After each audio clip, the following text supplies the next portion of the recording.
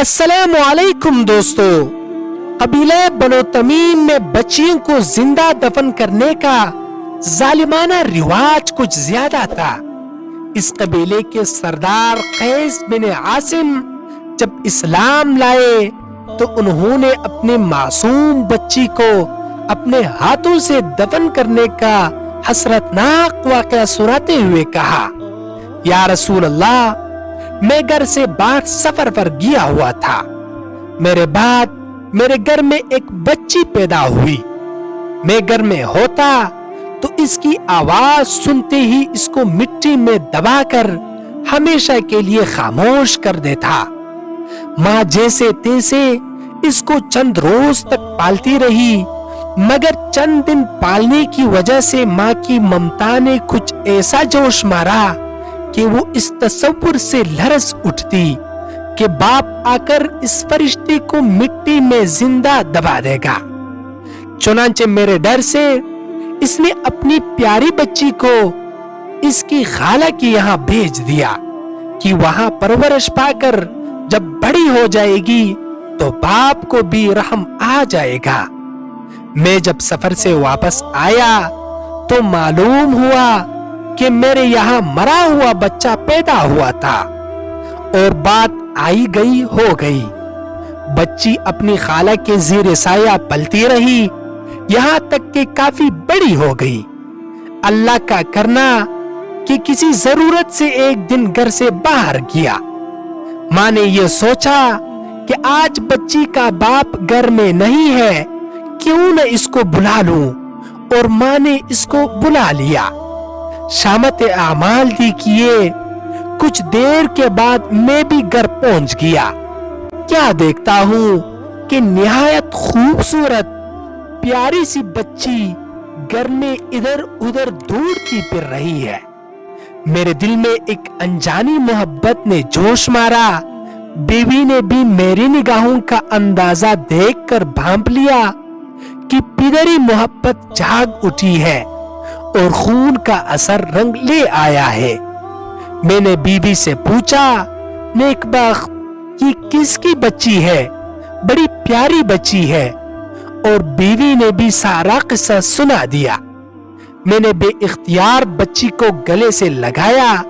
माँ ने इसको बताया कि ये तेरे बाप है, और वो मुझसे चिमट गई। बाप का प्यार पाकर वो तो कुछ ऐसी खुश हो गई कि अब्बा अब्बा कहते इसका मुंह सूखता था, और जब अब्बा अब्बा कहकर दौड़कर आती तो मैं इसे गले लगाकर अजीब सा सुकून महसूस करता। इस तरह दिन गुजरते गए और लड़की प्यार और मोहब्बत के साए में हर फिक्र से बेपरवाह परवरिश पाती रही। मगर इसको देख देख कर मैं कभी कभी सोचता कि इसकी वजह से मुझे दामाद वाला बनना पड़ेगा। मुझे ये जिल्लत भी बर्दाश्त करना होगी कि मेरी लड़की किसी की बीवी बनेगी। मैं लोगों के सामने क्या मुंह दिखाऊंगा? मेरी तो सारी इज्जत खाक में मिल जाएगी। और आखिरकार मेरे गैरत ने मुझे झंझोड़ा। मेरे सब्र का पैमाना लबरेज हो गया और मैंने तय कर लिया कि इस जिल्लत के सामान को दफन करके ही दम लूंगा। और मैंने बीवी से कहा, बच्ची को तैयार कर दो, एक दावत में साथ लेकर जाऊंगा। बीवी ने इसको नहलाया, साफ सुथरे कपड़े पहनाए और बच्ची को तैयार कर दिया। बच्ची खुशी से चहक रही थी कि अब्बा जान के साथ जा रही हूँ, और मैं इसे लेकर एक सुनसान जंगल की तरफ रवाना हो गया। बच्ची कूदती पांदती मेरे साथ चल रही थी और मुझ संग दिल पर ये जुनून सवार था कि जल्द अज जल्द इस शर्म की पोटली को मिट्टी में दबा दूं। बच्ची को क्या खबर थी, मासूम बच्ची खुशी में कभी मेरा हाथ पकड़ती, कभी मुझसे आगे आगे दौड़ती, कभी प्यारी जबान में बातें करती, यहाँ तक कि मैं एक जगह जाकर रुक गया। फिर मैंने जमीन में एक गड्ढा खोदना शुरू किया।